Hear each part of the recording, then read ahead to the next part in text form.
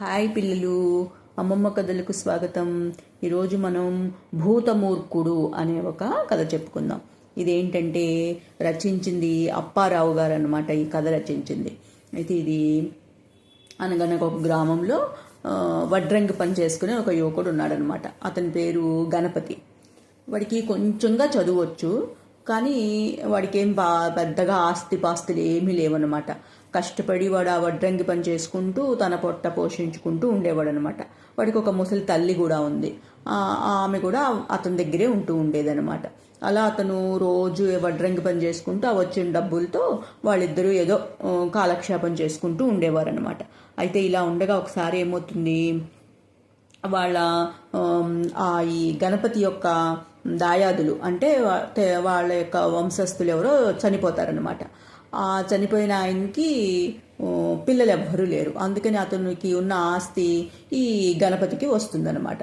ఆస్తి కలిసి వచ్చేటప్పటికి ఇంకా రోజు కష్టపడటం ఎందుకు, ఇంత ఇదిగాను ఈ వడ్రంగి పని చేస్తూను అని చెప్పి వాడేమంటాడు వాళ్ళ అమ్మతోనూ, అమ్మ మనం ఇన్నాళ్ళు ఇంత కష్టపడి రోజంతా పని చేస్తే కానీ ఏదో కొంత డబ్బులే వచ్చేవి, ఇంతకాలం నుంచి కష్టపడుతున్నాను, ఇంక ఇప్పుడు మనం కష్టపడక్కర్లేదు, ఏంటి ఇప్పుడు ఈ వచ్చిన డబ్బులతో మనం మంచి ఇల్లు కొనుక్కొని మంచి బట్టలు కట్టుకొని సుఖంగా కాలం గడుపుదాము అంటాడనమాట. అనేటప్పటికీ వాళ్ళ అమ్మ అంటుంది, అలా కాదురా, డబ్బులు వచ్చాయి కరెక్టే, బాగానే ఉంది, డబ్బులు వచ్చాయి కదా అని నువ్వు చేసుకునే వృత్తిని ఎందుకు ఆపేసేయాలి, ఆ పని చేసుకుంటూనే ఈ డబ్బులతో నువ్వు ఒక మంచి ఇల్లు కొనుక్కో, కావాలంటేను ఇంకా ఆస్తిపాస్తులు సంపాదించుకో, అంతేగాని చేస్తున్న పనిని మట్టుకి వదిలిపెట్టకు, కూర్చొని తింటే ఆస్తులు ఎంతకాలం ఉంటాయిరా అని చెప్పి వాళ్ళ అమ్మ చెప్తుందనమాట. చెప్పేటప్పటికి ఈ గణపతికి అవును నిజమే అనిపిస్తుంది. వాళ్ళ అమ్మ చెప్పిన మాట నిజమే అనిపించి ఏం చేస్తాడు, వాడు చేసే పని, ఆ వడ్రంగి పని మాటకి పూర్తిగా మానడనమాట. మానకుండా కొన్ని గంటలు మాత్రమే పనిచేస్తూ ఉండేవాడు అనమాట. అంతకుముందు రోజంతా పనిచేసేవాడు కదా. ఇప్పుడు డబ్బులు వచ్చిన తర్వాత ఏం చేశాడు, కొన్ని గంటలు మాత్రమే పనిచేసి మిగిలిన కాలాన్ని పుస్తకాలు చదువుకోవటానికి దానికి ఉపయోగించుకోవాలి అని అనుకున్నాడు అనమాట. అనుకొని ఏం చేస్తాడు అంటే, అతనికి చదువుకోవాలంటే చాలా ఇష్టం అనమాట. కానీ పెద్ద చదువులు ఏమి చదువుకోలేదనమాట. అందుకని ఏం చేస్తాడు, అతను ఆ వచ్చిన డబ్బులతో ఒక మంచి ఇల్లు కొనుక్కుంటాడు. ఇల్లు కొనుక్కొని రోజులో కొంత సమయం మటుకే తను చేసే ఆ వడ్రంగి పని చేసుకుని మిగిలిన సమయాన్ని పుస్తకాలు చదువుకోవడానికి ఉపయోగించుకుంటాడనమాట. అలాగా ఆ ఊర్లో ఉండే ఒక అయ్యవారి దగ్గరికి వెళ్ళి నాకు ఏదైనా ఒక కథల పుస్తకం ఇవ్వండి అని అడుగుతాడు. అడిగేటప్పటికి అయ్యవారు ఏం చేస్తాడు, ఈ గణపతికి విక్రమార్కుడి కథల పుస్తకం ఒకటి ఇస్తాడనమాట. ఇచ్చేటప్పటికి ఆ పుస్తకం చదివేటప్పటికి ఇంకా వాడికి ఆ గణపతికి ఒకసారి కాదు, 2 సార్లు కాదు, 3 సార్లు కాదు, అలా ఆ పుస్తకం చదువుతూనే ఉంటాడనమాట. ఆ పుస్తకంలో ఉన్న కథలంటే వాడికి చాలా ఇష్టము ఏర్పడుతుందనమాట. ఆ కథలన్నీ ఎంతో అద్భుతంగా ఉన్నాయి అనుకుంటూ ఉండేవాడనమాట.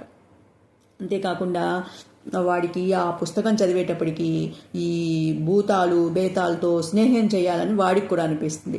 అబ్బా ఎంత బాగుంటుంది, వాళ్ళతో స్నేహం చేస్తేను అందరూ భూతాలు ఏంటి అంటే భయపడటం ఎందుకు, వాటితో మనం కూడా స్నేహం చేద్దాము అని చెప్పి గణపతికి అనిపిస్తుంది అనమాట.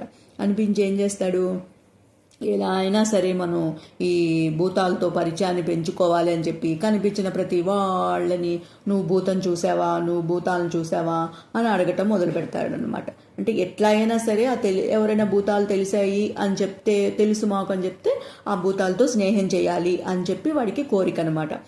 అయితేను ఈ గణపతి ఎప్పుడు కూడా దెయ్యాలు భూతాలు అని తిరగటం అందరూ ఆ గ్రామంలో ఉన్న వాళ్ళందరూ గ్రహిస్తారనమాట. ఇదేంటి వీడు ఏంటో అందరినీ నువ్వు భూతం చూసావా, దెయ్యం చూసావా అని అడుగుతున్నాడు అని చెప్పి గ్రామస్తులందరూ ఈ తల్లితో వచ్చి చెప్తారనమాట. ఏంటి మీ అబ్బాయి ఇలాగా దెయ్యాన్ని చూసావా, భూతాన్ని చూసావా అని అందరినీ అడుగుతున్నాడు అని చెప్పి చెప్తారన్నమాట తల్లితో. చెప్పేటప్పటికి వాళ్ళ తల్లి, వీడొక పిచ్చివాళ్ళలాగా తయారవుతున్నాడు, ఆ పుస్తకాలు చదివినప్పటి నుంచి నేను మనసులో అనుకుంటుందన్నమాట. అనుకొని ఏమి మాట్లాడదు, గణపతికి ఏం చెప్పదనమాట. అయితేను ఈ గణపతి వాళ్ళు ఉండే ఊర్లోనూ ఒక టక్కరి వాడు ఉండేవాడు అనమాట. వాడేంటి ఎట్లా అయినా సరే ఈ గణపతి ఈ దెయ్యాల గురించి భూతాల గురించి అడుగుతున్నాడు. వాడిని ఎట్లయినా మనం తప్పుదోవ పట్టించేసి వాడి దగ్గర ఉన్న డబ్బులు మనం కాజేయాలి అనుకుంటాడనమాట. ఈ గణపతి ఏం చేసేవాడు, డబ్బులు వచ్చినప్పటి నుంచి వాడి బొడ్లోనూ ఒక డబ్బుల సంచి దోపుకొని తిరుగుతూ ఉండేవాడు అనమాట. ఆ డబ్బుల సంచి మీద ఈ వీడికి కన్ను పడింది అనమాట. ఎలా అయినా సరే ఆ గణపతిని మోసం చేసి ఆ డబ్బుల సంచి కాజేయాలని చెప్పి వాడు అనుకుంటాడు. అనుకొని ఏం చేస్తాడు, ఒక రోజుని ఇవి టక్కరి ఆ గణపతికి ఎదురు వెళ్ళి, గణపతి నువ్వు ఏంటి దెయ్యాల్ని భూతాల్ని చూసావా అని అందరిని అడుగుతున్నావుట, నువ్వు చూడలేదా ఇప్పటి వరకు అని అడుగుతాడనమాట. అడిగేటప్పటికి అదేంటి చూడలేదు, నేను ఇప్పటి వరకు దెయ్యాలు కనిపిస్తే బాగుంటుంది అనుకుంటున్నాను కానీ చూడలేదు ఇప్పటి వరకు నేను అని చెప్పి దిగులుగా అంటాడనమాట. అనేటప్పటికీ వీడంటాడు, నీకు చూడాలనుందా దెయ్యాల్ని, అయితే నేను చూపిస్తాను చూడు, నువ్వు ఇలాగా గ్రామంలో అందరినీ దెయ్యం చూసావా అని అడిగితే వాళ్ళెవరు సమాధానం చెప్తారు, నువ్వు అర్ధరాత్రి పూట శ్మశానానికి వెళ్ళు, అక్కడ నీకు దెయ్యాలు కనిపిస్తాయి అని చెప్తాడనమాట. చెప్పేటప్పటికి వీడనుకుంటాడు, అవును నిజమే కదా, శ్మశానంలో కదా దెయ్యాలు ఉండేవి, ఇంతకాలం నాకు ఈ విషయం తట్టనే లేదేంటి, ఈరోజు ఎలాగైనా సరే నేను అర్ధరాత్రి శ్మశానానికి వెళ్ళి దెయ్యాలను చూస్తాను, దెయ్యాలతో స్నేహం చేస్తాను అని వీడు మనసులో అనుకుంటాడనమాట. అనుకుని ఏం చేస్తాడు, తల్లికి చెప్పడు. తల్లికి చెప్తే తల్లి ఎక్కడ కోప్పడుతుందో అని చెప్పి తల్లికి చెప్పకుండా అర్ధరాత్రి లేచి శ్మశానానికి వెళ్తాడనమాట. వెళ్ళేటప్పటికి అక్కడ సమాధుల మధ్య వీడికి ఒక తెల్లటి ఆకారం కనిపిస్తుంది. ఆకారం కనిపించేటప్పటికి అమ్మయ్య దెయ్యం కనిపించింది నాకు, దీన్ని ఎలాగైనా సరే మనం మచ్చిక చేసుకుని దీంతో ఫ్రెండ్షిప్ చేయాలనుకుని వాడేం చేస్తాడు, ఈ గణపతి నెమ్మదిగా ఆకారం దగ్గరికి చేరతాడనమాట. చేరి ఆకారాన్ని అడుగుతాడు, అదేంటి నువ్వు భూతాన్వా ప్రేతాన్వా పిశాచివా బేతాళుడివా ఇట్లా వాడు అడుగుతూ ఉంటాడనమాట. కానీ ఆకారం ఏమీ మాట్లాడకపోయేటప్పుడు గణపతి ఇంకా కొంచెం దగ్గరగా వెళ్తాడు. ఆకారానికి దగ్గరగా వెళ్ళి అంటాడు, అదేంటి నేను నీతో స్నేహం చేయటానికి వచ్చాను, మాట్లాడవేంటి నాతోనూ అంటాడనమాట. అనేటప్పటికీ ఈ టక్కర్ వాడే అనమాట ఇలా వేషం వేసుకుని వస్తాడు. పైనుంచి కిందకి ఒక తెల్లటి దుప్పటి కప్పేసుకుని ఈ సమాధుల మధ్య ఈ గణపతి కోసం నిలబడి ఉంటాడనమాట. గణపతికి పాపం అదేమి ఏమీ తెలియదు కదా.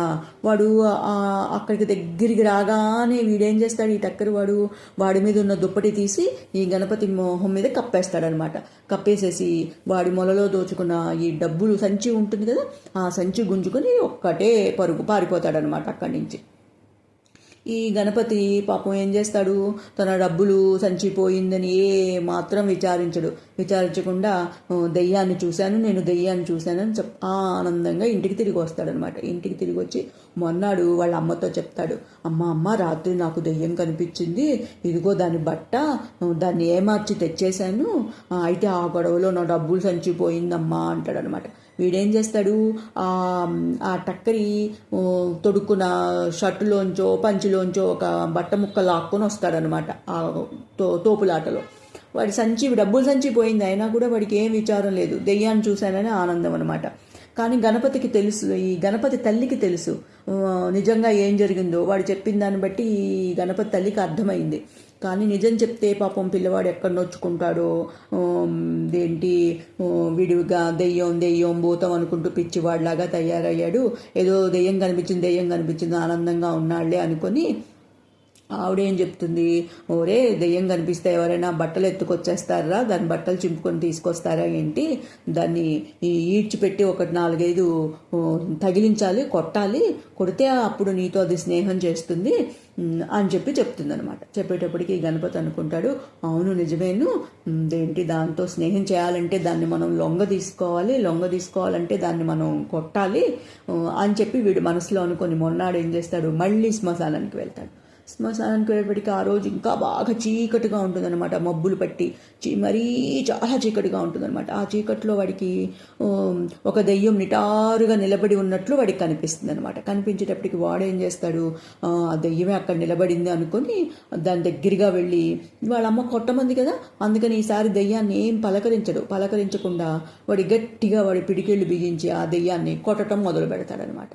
ఆ దెయ్యం మాత్రం అటు కదలదు ఇటు కదలదు, కుయ్యోమందు మొయ్యోమందు ఏమీ అనదు. వాడికి చేతులు నొప్పి పుట్టి చేతుల నుంచి రక్తం కారేదాకా ఆ దెయ్యాన్ని కొడతాడనమాట. కొట్టేసి ఇంటికి వస్తాడు. వాడు అంతసేపు కొట్టిందేంటి, ఒక సమాధి రాయిని, కానీ వాడికి ఆ చీకట్లో అది రాయి అని తెలియలేదనమాట. ఇంటికి వచ్చి పాపం తన చేతులన్నీ వాళ్ళ అమ్మకు చూపించి, ఏంటి నేను చూడు నా చేతులకు రక్తం వచ్చేటట్టు ఆ దయ్యాన్ని కొట్టాను, రేపు అది ఎలాగైనా సరే నాకు స్వాధీనం అవుతుంది, నాతో స్నేహం చేస్తుంది అని చెప్పి చేతులు చూపిస్తాడనమాట. చేతులు చూపించేటప్పటికి పాపం వాళ్ళ తల్లి అయ్యో నేను ఇచ్చిన సలహా ఇలా అయ్యిందే అనుకొని బాధపడి మళ్ళీ అంటుంది, ఒరే పిచ్చివాడా, నువ్వు దెయ్యాలను వెతుక్కుంటూ పోతే వాటికి అలసైపోతావురా, అందుకని దెయ్యాలను చూడాలంటే శ్మశానానికి వెళ్ళొద్దు, నీ స్నేహం కావాలి అనుకుంటే దెయ్యాలే వెతుక్కుంటూ ఇంటికి వస్తాయిరా, నువ్వెక్కడికి వెళ్ళకు, ఇంట్లోనే పడుకో, నువ్వు ఒకవేళ నీ కోసం దెయ్యం వచ్చి ఇంటికి వచ్చినా సరే నువ్వు బెట్టు చెయ్యి, ముసుగు తన్ని పడుకో, వాటికి జవాబు ఇవ్వకు, అవి నీ కాళ్ళు వేళ్ళా పడి నీతో స్నేహం చేయటానికి ప్రయత్నిస్తాయి అని పాపం ఈ గణపతి తల్లి మళ్ళీ ఇంకో సలహా ఇస్తుంది, ఇంకో పిచ్చి సలహా ఇచ్చేటప్పటికి వాడు ఈ సలహా కూడా చాలా బాగుంది, నిజమే అనుకొని ఏం చేస్తాడు, నా కోసం దెయ్యాలు వస్తాయి అని వాడు మనసులో అనుకొని తల్లికి మనం ఇంట్లో పడుకుంటే దెయ్యాలు వచ్చి నన్ను బతిమాలుతుంటే తల్లికి ఎక్కడ నిద్ర డిస్టర్బ్ అవుతుందో అని చెప్పి వాడేం చేస్తాడు, వసారాలు అంటే బయట హాల్లోనూ పక్క వేసుకొని పడుకుంటాడనమాట. ఆ రోజు రాత్రి పడుకునేటప్పటికి వాడు పడుకుంటాడు కానీ వాడికి నిద్ర పట్టదు, అలాగే ఒక కన్ను తెరిచి అలా చూస్తూనే పడుకుంటాడనమాట. ఇంకా దెయ్యం రావట్లేదేంటి, నన్ను బతిమాలటానికి రావట్లేదేమిటి, ఇలా మనసులో అనుకుంటూ ఉంటాడనమాట. చాలా రాత్రి అయిపోతుంది, నెమ్మదిగా వాడికి కొంచెం లైట్గా కునుకు పడుతుంది అనమాట, అంటే నిద్ర పడుతూ ఉంటుందన్నమాట. ఆ సమయంలోనే ఆ గణపతి ఇల్లుకి నిప్పు అంటుకుంటుంది అనమాట. నిప్పు అంటుకుని గణపతి ఇల్లు కాలిపోతూ ఉంటుంది. పొరుగున ఉన్న అతను గబగబా లేచి, అయ్యో గణపతి లే నీ ఇల్లు అంటుకొని మండిపోతోంది, లే అంటాడనమాట.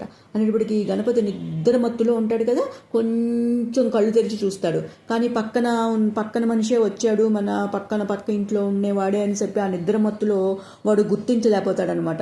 ఎందుకంటే వాడు రాత్రి తెల్లవారు దెయ్యం వస్తుంది అని ఆలోచిస్తూ ఉన్నాడు కదా, అందుకని వాడికి ఆ వచ్చింది దెయ్యమే అనుకొని నిద్రపోతున్నట్టు నటిస్తాడనమాట. ఇంకా అది బతిమాలుతుంది, మనం బెట్టు చేయాలని చెప్పింది కదా అమ్మ అని చెప్పి వాడు నిద్రపోతున్నట్టు నటిస్తాడనమాట.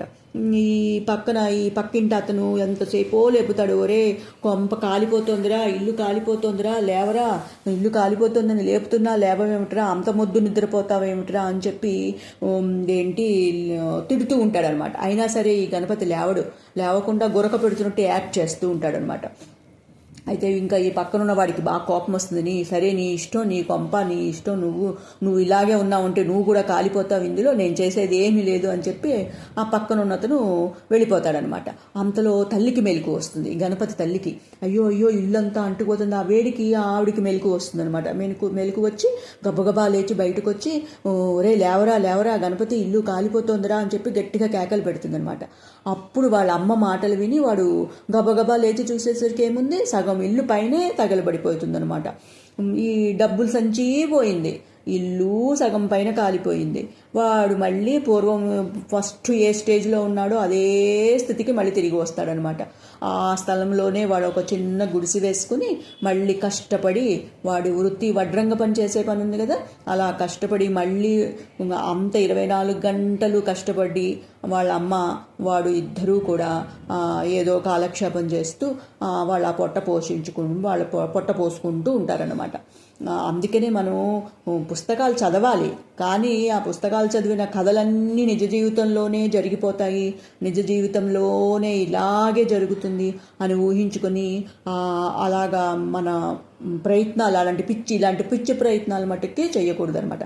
కథని కథలాగా చదవాలి, ఎంతవరకు అర్థం చేసుకోవాలో అంతవరకు మటుకే దాన్ని మనం అర్థం చేసుకుని దాంట్లో ఉండే మంచి ఏమిటి చెడు ఏమిటి అన్నది మనం తెలుసుకోవాలన్నమాట. ఎక్కువగా కథలు ఎలా ఉంటాయి, మనం ఎలా బిహేవ్ చేయాలి, మనకి ఏదైనా ఒక సమస్య వస్తే మనం ఎలా పరిష్కరించుకోవాలి, మనము ఇతరులతో ఎలా ఉండాలి, ఇతరులతో ఎలా ఉండకూడదు, ఇట్లాంటివన్నీ కథల ద్వారా కొన్ని తెలుస్తాయన్నమాట.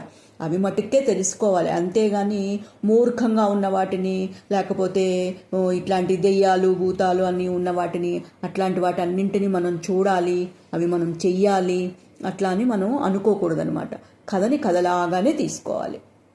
వాటిని నిజ జీవితంలో ఎంతవరకు అన్వయించుకోవాలో అంతవరకు మటుకే అన్వయించుకోవాలన్నమాట. సరేనా? మరి మనం ఇట్లాగే బోల్డ్ అన్ని కథలు తెలుసుకుంటూనే ఉంటున్నాం, కానీ అన్నీ మనం ఇట్లాగే ఈ గణపతి చేసినట్టు అన్నీ మనం కూడా అలాగే చేయాలని మటుకే అనుకోకూడదనమాట. సరేనా పిల్లలు? మరి కథ కంచికి మనం ఇంటికి. Bye bye, good night.